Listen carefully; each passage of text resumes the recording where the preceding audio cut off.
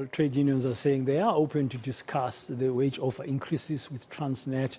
SATAU and UNTU have rejected Transnet's latest 3% offer. They say the offer is too low, considered in tough economic times. In fact, SATAU told us in the last half hour that this is an insult.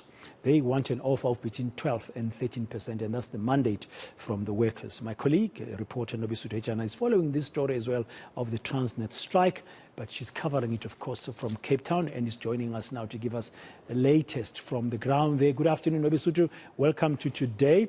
How are operations affected by the ongoing Transnet strike in the Cape Town ports?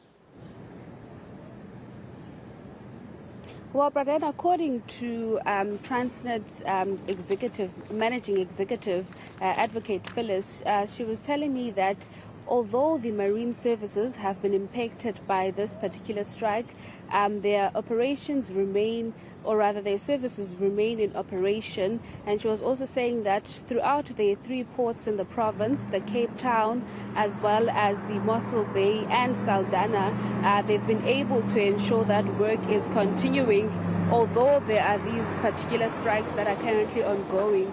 But when we spoke to some of the unions a bit earlier on, I mean, obviously they were saying that they are rejecting this particular offer put on the table of between 4.5 and 5% due to the fact that the current interest rate in the country is between 7.6%, and saying that it's not enough for the people who are earning less to be paid or rather to be given such low interest, especially for the increases that they are looking for with Transnet, because they're saying that they are sticking to their between 12 to 13%, and their protest will continue throughout this week if Transnet is not willing to negotiate. There were also some of the workers were actually saying that they are willing to go down to 10%, but nothing or less than 10% is something that they're not willing to entertain. But we spoke to Transnet a bit earlier on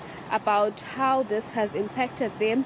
At this stage, they can't quantify the financial losses due to them counting or calculating by monthly expenditures or losses. So at this stage they're saying that they can't really say how much they've lost from this particular strike, but their operations are continuing, and they're hopeful that these negotiations will not prolong, and in fact they are hoping that by the end of the week all the workers would have returned to their work. But this is what she had to say about some of the affected areas within Transnet. Speaking from the Transnet National Ports Authority point of view, as I said, we can feel the heat a lot through our marine services, which are our key and critical skills. But as I've said, we are able to man the tugs, because we need the services of the tug in order to sail or dock a vessel. And as I've indicated, they've been operational all along since the beginning of the strike from the 5th of October 2022. We can feel the heat a lot through our marine services, which are our key and critical skills. But as I've said, we are able to man the tugs, because we need the services of the tug in order to sail or dock a vessel. And as I've indicated, they've been operational all along since the beginning of the strike from the 5th of October 2022. Well, there you have it, their view from Transnet about this ongoing strike. And of course, we'll continue to unpack the impact, especially on the economy. And SATAU telling us in the last half hour that the strike will continue. The conciliation talks at the CCMA have collapsed. They are now hoping for intervention by the President of the Republic and the Minister of Public Enterprises.